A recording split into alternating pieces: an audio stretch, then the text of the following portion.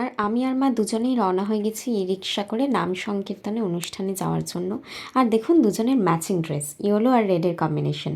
আর front গেটটা এত সুন্দর করেছে রাধা মাধব গৌর নিতাইয়ের ছবি দিয়ে, খুব সুন্দর লাগছে। আর এই যে দুধারে টেবিল চেয়ারও পাতা হয়ে গেছে, কিছু মানুষ প্রসাদ গ্রহণের জন্য বসেও পড়েছেন। আজকে কিন্তু এনাদের প্রায় 500 লোকের আয়োজন করা হয়েছে। আসলে আমার বাবার এক বন্ধুর পরিবার এবং তার আত্মীয় স্বজনরা সবাই মিলেই প্রতি বছর এই সময় নাম গানের আয়োজন করেন। যদিও বাবার বন্ধু আজ নেই, কিন্তু তার পরিবার আত্মীয় স্বজনরা এখনও করে যাচ্ছেন।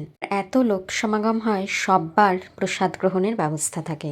আমরা প্রথমেই গিয়ে ঠাকুর দর্শন করলাম, তারপর ঠাকুর মশাইয়ের থেকে যে কপালে তিলক পরে নিলাম। কপালে তিলক কাটার ভাগ্যও কিন্তু আলাদা থাকে, ভাগ্য থাকলে তবেই এই তিলক কাটা যায়। তারপর আমরা বসে পড়লাম নাম গান শুনতে। আর যে ফটো সাজানো আছে একদম বাঁদিকে হলেন বাবার বন্ধু সুভাষ জেঠুর ফটো। তারপর আমি আর মা বেশ কিছুক্ষণ ধরে নাম গান শুনলাম। আসলে বাবা ভাই ওদেরও আসার কথা, আমাদের পুরো পরিবার আর কি।